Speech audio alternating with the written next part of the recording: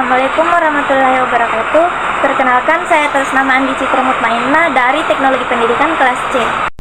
Dalam video ini, saya akan membahas tentang motivasi belajar. Apa saja sih yang menghambat motivasi belajar? Yang pertama yaitu ada kondisi lingkungan yang tidak mendukung, seperti lingkungan yang bising, kurangnya fasilitas belajar, atau adanya gangguan sosial yang dapat mengurangi konsentrasi dan motivasi. Yang kedua yaitu kurangnya dukungan sosial. Tanpa dorongan atau dukungan dari keluarga, teman, atau guru, seseorang mungkin merasa tidak termotivasi untuk belajar. Yang ketiga yaitu ada stres dan kecemasan. Rasa cemas terhadap ujian atau hasil belajar bisa menghambat motivasi.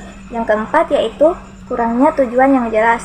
Ketika seseorang tidak memiliki tujuan yang spesifik atau alasan kuat untuk belajar, motivasi dapat berkurang. Yang kelima atau yang terakhir yaitu keletihan fisik dan mental. Kelelahan karena aktivitas lain atau kurang tidur bisa mengurangi energi dan fokus dalam belajar.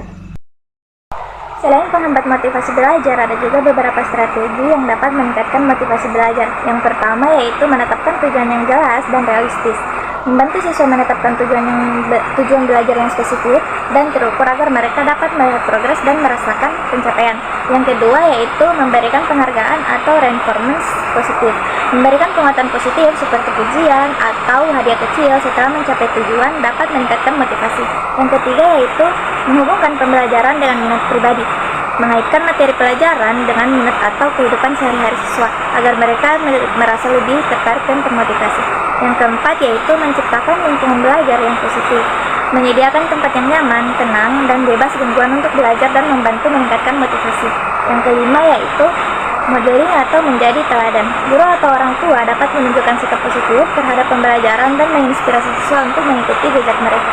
Pengalaman yang pernah saya alami dalam motivasi belajar yaitu saya pernah mengalami masa-masa sulit dalam belajar di perguruan tinggi. Awalnya saya merasa tidak termotivasi untuk belajar karena merasa materi yang saya pelajari tidak relevan dengan kehidupan saya. Namun setelah saya menyadari bahwa tujuan saya adalah untuk mendapatkan pekerjaan yang baik dan memperbaiki kehidupan keluarga, saya mulai menetapkan tujuan yang lebih jelas. Saya mulai mengaitkan setiap pelajaran dengan bagaimana itu dapat membantu saya mencapai tujuan tersebut. Misalnya, pelajaran teknologi yang saya pelajari bisa langsung diterapkan di tempat kerja nanti. Pengalaman saya ini sesuai dengan teori motivasi tujuan, Goal Setting Touch, dari Edwin Lodge, yang menyatakan bahwa tujuan yang jelas dan menantang dapat meningkatkan kinerja dan motivasi. Dengan memperjelas tujuan saya dan mengaitkannya dengan keinginan pribadi, motivasi saya untuk belajar meningkat pesat. Sekian video motivasi belajar dari saya. Terima kasih. Assalamualaikum warahmatullahi wabarakatuh.